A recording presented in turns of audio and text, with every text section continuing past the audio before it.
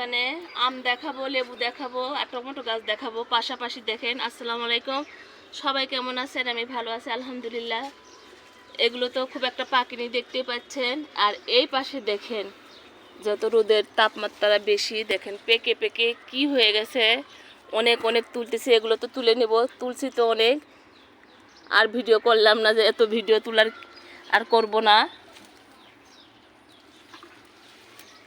দেখেন মাশাআল্লাহ, কার কার এরকম ভালো লাগে? আর অনেক ভালো জাত। দেখেন, আমার তো অনেক ভালো লাগতেছিল যে আমার বাগানে এই জাতের টমেটো কবে হবে। এখান থেকে কিন্তু আমি আবার বীজ করব, যেহেতু এই জাতের টমেটোগুলো 12 মাসই থাকে, সেটা কিন্তু আমি জানি, যেহেতু আমি কিনি। আর গরমের সময় কিন্তু অতটা টমেটো ভালো লাগে না, তারপরেও কিন্তু লাগে, তরকারিতে লাগে, সালাদ খাতে লাগে, আমরা তো বাঙালি, খেতেই হবে।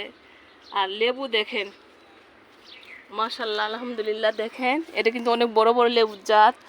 আর এখানে আমার কাটিমন আম দেখায়, দেখেন অনেক সুন্দরভাবে গুটি আসছে, কিন্তু টিকতেছে না, বেশিরভাগই পড়ে গেছে। তারপরেও আমি আলহামদুলিল্লাহ, একটা থাকলেও আমার আলহামদুলিল্লাহ, না থাকলেও আলহামদুলিল্লাহ। আল্লাহ আমার রেজেক যদি লেখে থাকে আমি অবশ্যই পাবো, আর যদি আমার রেজেকে না থাকে কখনো কিন্তু আমি আম পাবো না। সেটাই সবাইকে বললাম। এটা কিন্তু আমার কাটিমন আম গাছ। সবাই ভালো থাকেন, সুস্থ থাকেন, আর আমার মতো বেশি বেশি বাগান করেন। আল্লাহ হাফেজ।